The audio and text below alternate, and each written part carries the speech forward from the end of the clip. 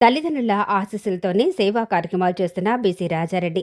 నంద్యాల జిల్లా బనగానపల్లి పట్టణ మాజీ సర్పంచ్ బీసీ రాజారెడ్డి మాట్లాడుతూ, మా తల్లిదండ్రులు కీర్తిశేషులు బీసీ గుర్రెడ్డి, లక్ష్మమ్మ ఆశీస్సులతోనే సేవా కార్యక్రమాలు చేస్తున్నానన్నారు. 2009వ సంవత్సరం నుంచి తండ్రి జ్ఞాపకార్థం అందులకు ప్రతి నెల పెన్షన్ పంపిణీ కార్యక్రమం కొనసాగిస్తూ వస్తున్న బీసీ రాజారెడ్డి ఇప్పటికే 17 సంవత్సరాలుగా ఈ సేవను నిరంతరం కొనసాగిస్తున్నారు. ప్రతి నెల 1వ తేదీన 165 మంది అందులకు ఒక్కొక్కరికి 700 రూపాయల చొప్పున పెన్షన్ అందజేస్తున్నారు. ఈ సందర్భంగా తల్లిదండ్రుల చిత్రపటాలకు పూలమాళ్లు వేసి జ్యోతి ప్రజ్వలన చేశారు. బీసీ రాజారెడ్డి మాట్లాడుతూ, తల్లిదండ్రులను గౌరవించడం మానవుడి మొదటి కర్తవ్యం. వారి ఆశీస్సులతోనే అన్ని విజయాలు సాధ్యమవుతాయన్నారు. సేవా మార్గంలో బీసీ రాజారెడ్డి ముందుకు సాగుతున్న తీరు ప్రజల ప్రశంసలు అందుకుంటోంది.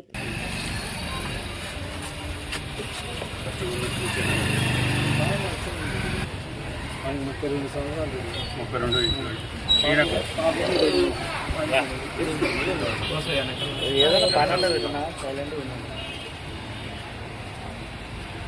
పాప బాగుంది.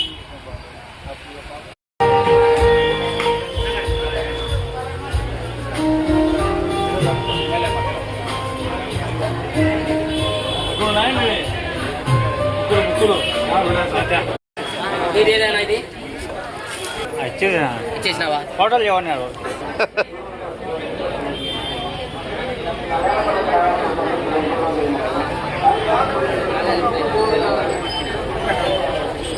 నీ పేరు సంపాదించుకోవాలి మంచిగా.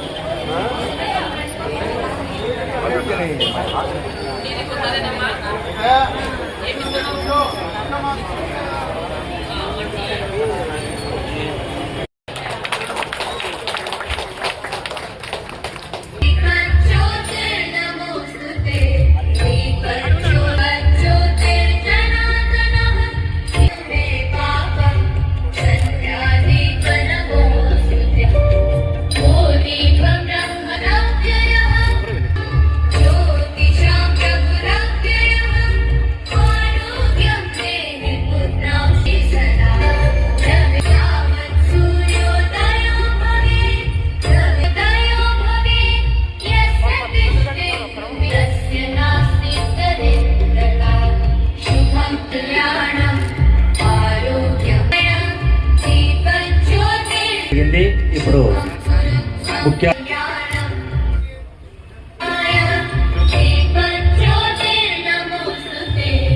ఎంతో గర్వించదగ్గ విషయం.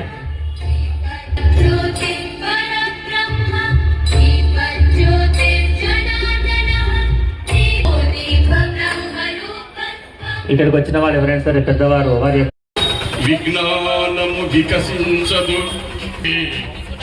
పరిణతి మతి ప్రసరించదు.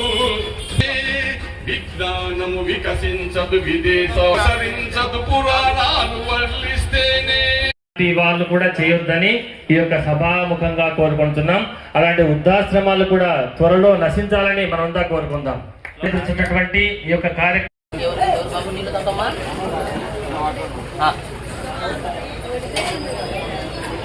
హలో మనకు తెలియని ఎన్నో విషయాలు రాజారెడ్డి గారి గురించి చెప్పినటువంటి శ్రీ మద్దిరెడ్డి సార్ గారికి ఇప్పుడు వయసు మనమంతా సాగుదాం, మనమంతా సాగుదాం, మనం సాగుదా. ఎవరికన్నా పెరగనా ఇక్కడ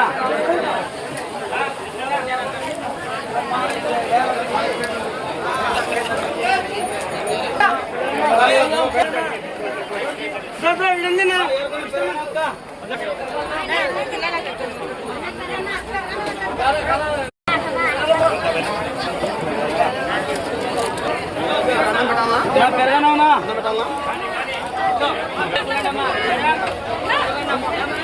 బాబు ఫోన్ చేస్తారమ్మా. లైన్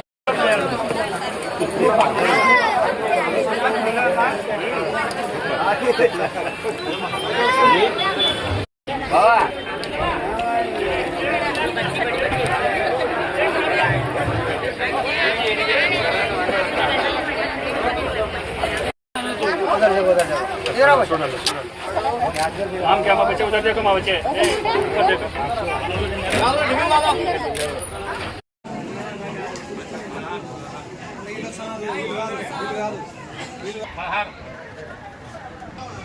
शेख मुन्नी बनगानेपल्ले क्या मुन्नी शेख मुन्नी आओ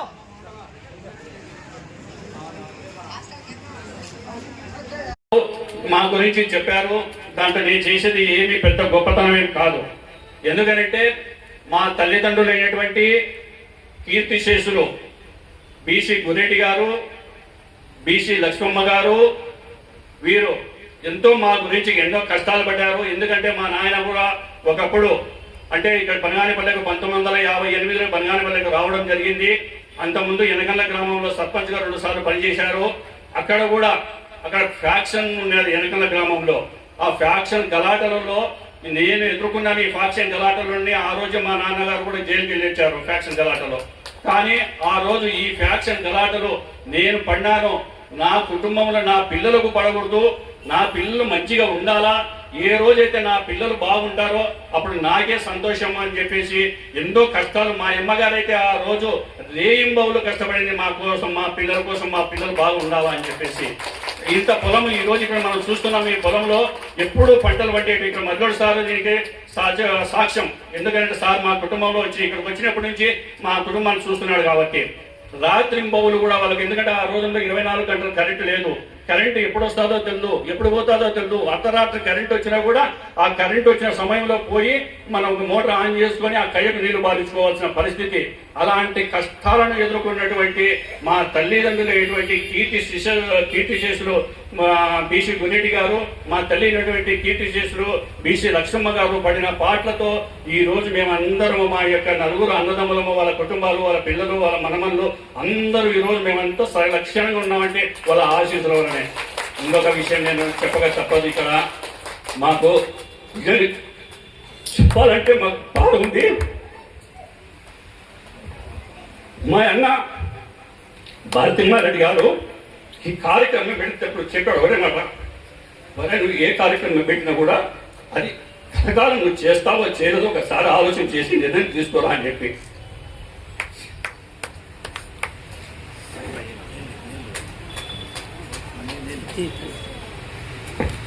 ఎందుకంటే నాకు ఆయనకు ఎంత అనుబంధం లేదంటే మేము అప్పుడప్పుడు ఒక సహజ ధోరణిలో మేము వాదులాడుకునే వాళ్ళం కూడా.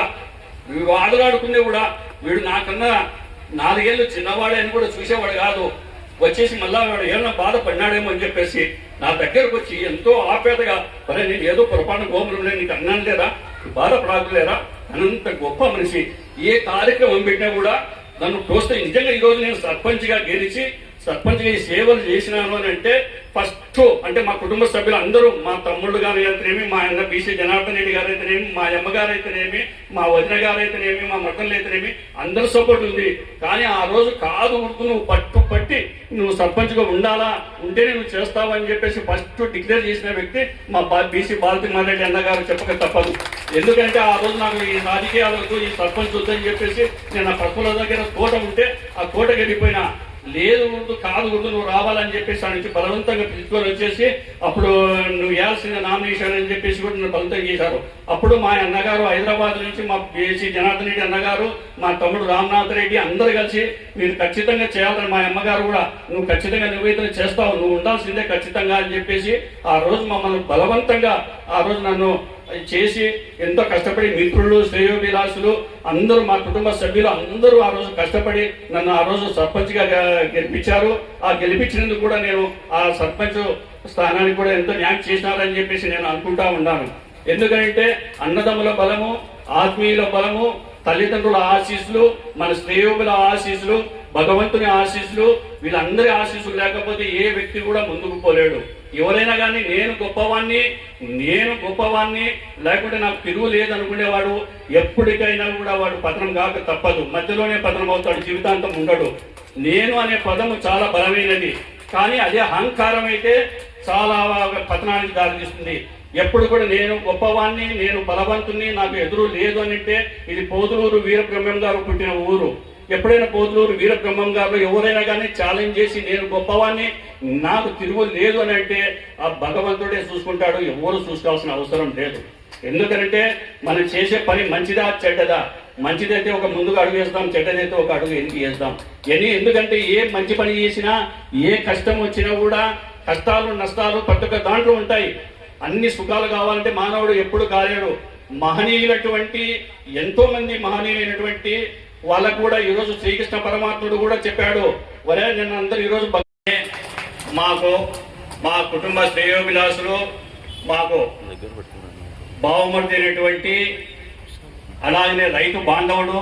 ఎందుకంటే రైతు సమస్యలు ఏ రోజు వచ్చినా కూడా నేనున్నాను ముందుకని చెప్పేసి ముందుకు ఉండి, అలాగనే చెన్నంపల్లి గ్రామంలో కూడా స్కూల్ను ఎంత డెవలప్మెంట్ చేసినాడో ఆ గ్రామ ఉపాధ్యాయులను అడిగితే తెలుస్తుంది నేను చెప్పేదానికంటే కూడా. అలాగనే గ్రామంలో సమస్యలు కానీ, అలాగనే తన స్నేహితులకు కూడా, ముఖ్యంగా స్నేహితుల అభిలాషని చెప్పొచ్చు, తన స్నేహితులకు ఏ కష్టం వచ్చినా నేనున్నాను ముందుకు అంటూ ముందుకుండే వ్యక్తి. ఇప్పుడే నిన్ననే మన నూతనంగా మన మార్కెట్ యార్డ్ చైర్మన్గా ప్రమాణం చేసినటువంటి మా యొక్క అల్లుడైనటువంటి కాటిరెడ్డి మల్లికార్జున రెడ్డి గారికి, అలాగనే మా మిత్రులు శ్రేయోభిలాషులు మాకు ఎల్లప్పుడూ మా వెంట ఉంటూ మా కవితలు కానీ, మా సాహితీ సంస్థలకు కానీ, అలాగనే మా అరుణ భారతి పెన్షన్ కార్యక్రమం ఇప్పటి నుంచి 16 సంవత్సరాల నుంచి ఆయన సొంత డబ్బు వెచ్చించి అందరికి పెన్షన్ రూపంలో ఇస్తున్నారు. అది అంచెలంచెలుగా పెరుగుకుంటా 200 నుంచి 500 అయింది. 500 నుంచి ఈరోజు 700 రూపాయలు అయింది.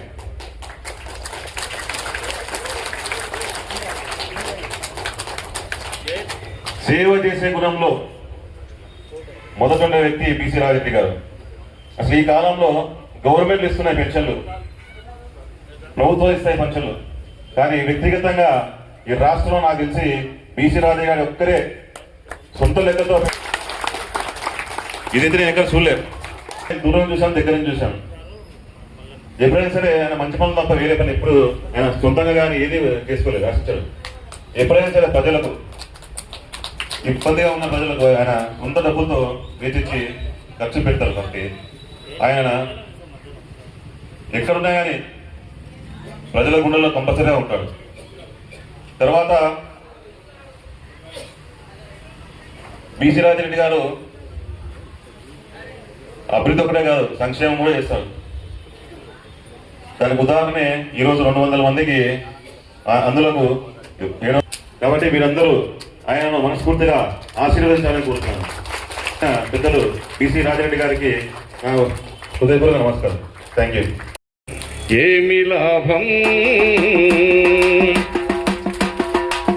నేరమని తెలిసిన నోరు మెదపకపోతే ఎరుపు రక్తము ఉంది. ఏమి లాభం నేరమని తెలిసిన నోరు మెదపకపోతే ఎరుపు రక్తము ఉంది. ఏమి లాభం ఓరుమని ఏడ్చిన కరుణ చూపకపోతే పేరు పరపతులుండి. ఏమి లాభం ఏమి లాభం ఏమి లాభం ఏమి లాభం నేరమని తెలిసిన నోరు మెదపకపోతే ఎరుపు రక్తము ఉంది. ఏమి లాభం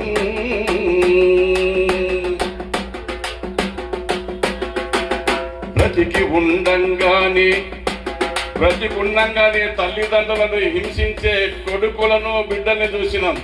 చనిపోయిన తర్వాత మా అన్నగారు అంటే మన అందరి అన్నగారు బీసీ రాజరెడ్డి గారు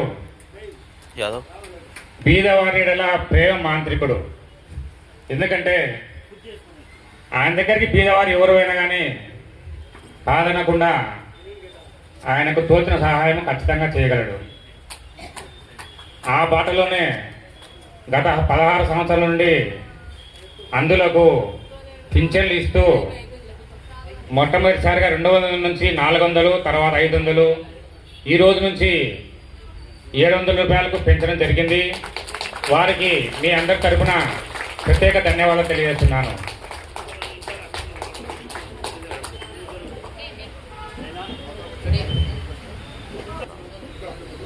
ఈ రోజు నుంచి 700 రూపాయలు పింఛన్ వస్తుంది కాబట్టి అది మీకు ఎంతో అవసరమై ఉంటుంది. మీరు అందులు కాబట్టి ఏం బాధపడకుండా భగవంతుడు ఇచ్చినటువంటి ప్రసాదంగా మీరు స్వీకరించాలి.